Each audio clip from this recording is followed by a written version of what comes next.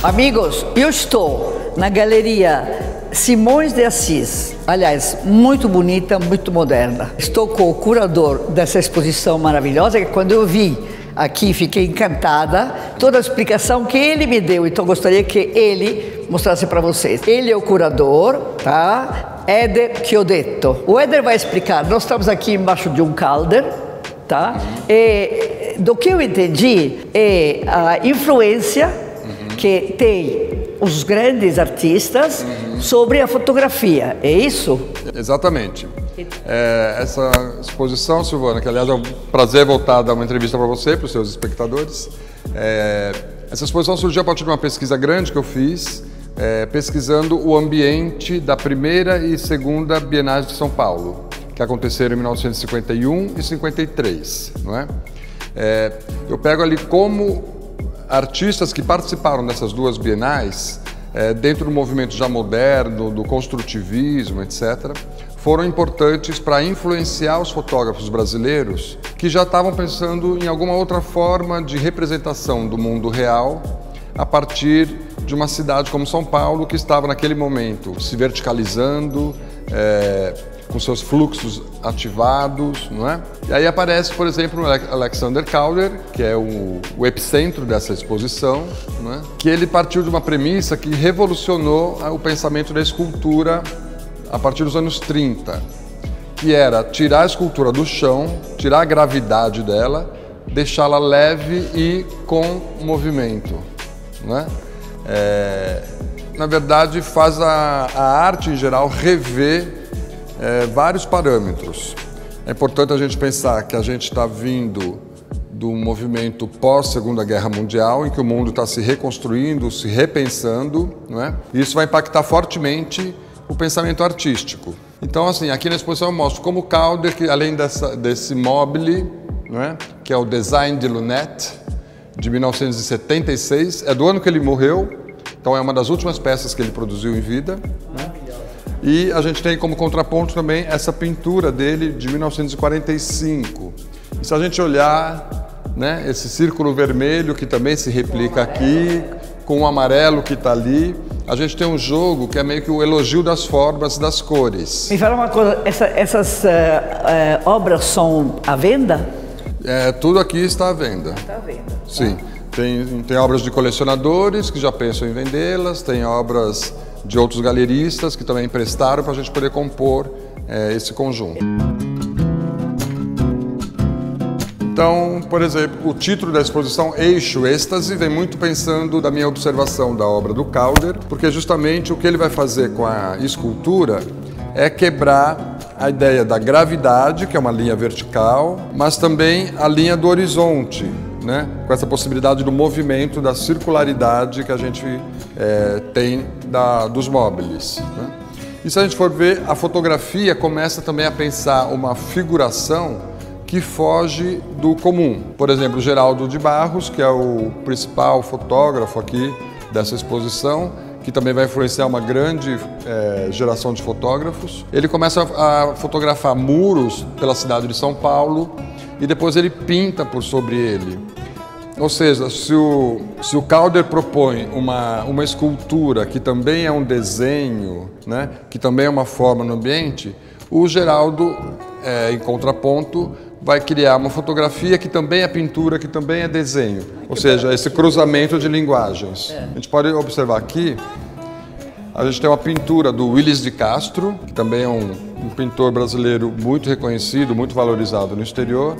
E essa imagem é muito linda, porque a gente começa a olhar assim, ela tem uma harmonia dos tons azuis e tal. Mas quando a gente sabe o nome dela, ela se transfigura. O Pierrot. E a gente passa a enxergar então o Pierrot, não é? E se a gente for olhar nessa fotografia do Geraldo de Barros, da série Sobras, a gente vai ver que existe uma conexão formal, né? O Willis de Castro vai trabalhar como uma montagem de pedaços que ele vai pintando e construindo, que é um pouco como o mobile do Calder também, né? Os fragmentos que se juntam para criar. E o Geraldo de Barros vai fazer essa transposição para a fotografia.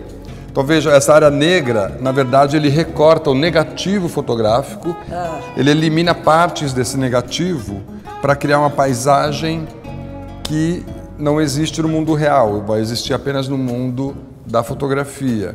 Então também é uma operação de subtração e de soma de partes para criar uma paisagem surreal, idílica, não é? Eixo êxtase de novo. Então aqui a gente tem a obra de uma grande escultora brasileira, que é a Maria Martins, não é? Maria Martins, que é extremamente influenciada pelo surrealismo. Essa aqui é o Irapuru, né, que é o personagem do folclore brasileiro. E aí eu coloco ela, porque assim, se a gente tem esse aspecto mais formal ligado à constituição do plano e do espaço, aqui a Maria Martins ela inaugura uma nova linhagem dentro dessa exposição, que é essas estruturas mais orgânicas. Então assim, é o homem voltando para a natureza, né, aquela nostalgia de volta ao campo mais instintivo, mais sensorial, e que a natureza convoca para isso. A gente sabe que no surrealismo ele é muito influenciado pelo que Freud está falando no início do século XX. Também a gente está no pós-guerra, é o momento de pensar como que o homem deixa de ser aquele bom selvagem que Rousseau pregava, para ser o cara que também vai para a guerra, que mata seu próximo, que odeia seu próximo. Então a arte nesse momento pensa nisso também, né? Então aqui a gente tem essa constituição que é um pouco mais densa, um pouco mais pesada, que fala desse lado humano também. Então a exposição ela entra por esses dois lados, um lado mais formal, idílico, né? E esse lado que é um pouco mais sombrio do ser humano.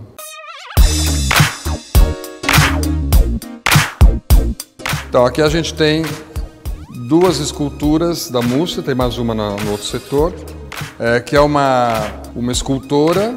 Ela nasce na Rússia, casa com um diplomata brasileiro, vem viver no Brasil, e ela tem uma produção muito linda. Eu gosto muito dessa obra, porque como a gente está vindo ali da Maria Martins, desse lado mais orgânico, isso aqui me parece um pouco alguns ossos humanos ou ossos de um dinossauro, não é? E tem uma beleza formal linda. Quando você anda em torno dela, ela vai ganhando uma dinâmica diferente, uma leveza, também parece que ela está prestes a voar. Então esse é um momento de libertação da arte, né?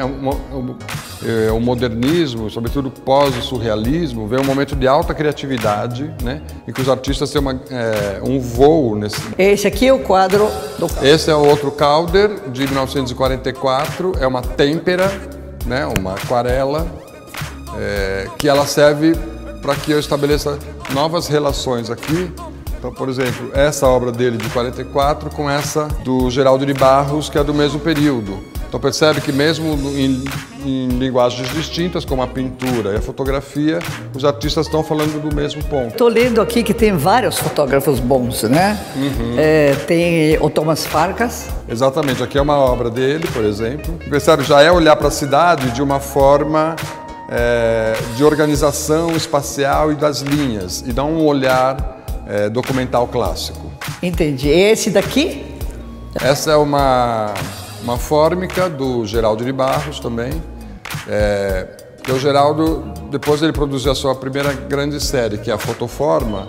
Ele passa um tempo a se dedicar ao design de móveis, e nesse ambiente ele começa a criar essas fotoformas, que é uma forma de fazer pintura sem a tinta, com uma colagem.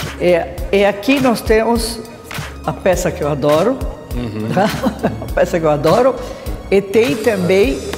Aqui é mais uma peça da Múcia, né, dessa escultora, que eu vou relacionando também com esses aspectos mais formais e tanto quanto delirantes dos fotógrafos, como Gaspar Gasparian, Thomas Farkas, Paulo Pires, Eduardo Salvatore. Muito interessante, tá? Como exposição. Essa exposição vai ficar até 11 de maio, tá? Então, vale a pena vocês correrem para ver, porque daqui a pouco acaba. Exato. Um trabalho maravilhoso e um estudo que ele fez que durou muito tempo. Foi um ano de pesquisa. Olha, muito obrigada, gente. Venham ver, porque a parte interessante é uma coisa que eu fiquei encantada quando eu vi, tá? Porque aprendi muito, né? Sempre aprendo dele. Que bom. Um grande prazer é poder mostrar essa pesquisa assim. Não tem dúvida.